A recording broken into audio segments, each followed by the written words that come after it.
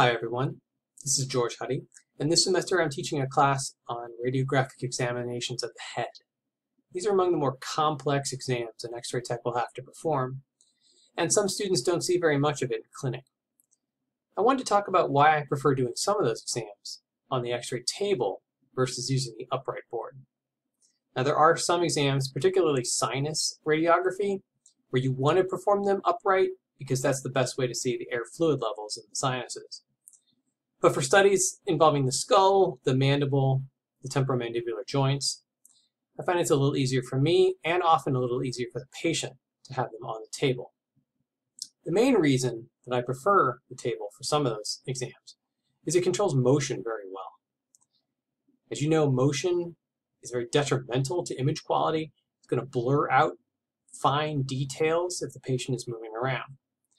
And if you've got the patient on the table in contact with more of their body with the image receptor, they're less likely to move around. It's going to be a little more comfortable. You can often have a radiolucent wedge underneath the head and just position away. For X-ray exam of the lateral skull, if you look in the picture on the right here, it's pretty rare that you're going to have an image receptor that is that small, that could just fit comfortably above someone's shoulder like a boombox. More often than not, it's pretty big, and then they have to angle their whole body to try and get as close as possible. And then you end up with rotation or tilt. Whereas if I have them on the table, I can adjust the angle of their body based on where their arm is, even tuck their hand underneath their chin, adjust the pitch of the head a little bit. It's a little more comfortable for them. They're less likely to wiggle around and blur out the detail. Now, if you look at this projection, the AP town of the skull, you're going to have the patient's chin tucked down pretty far, and it's not too comfortable. They're either going to be kind of leaning back, or there's going to be a gap between the back of the head and the image receptor. Whereas if their whole body is lying down, support the head, and it's just a lot easier to control motion that way.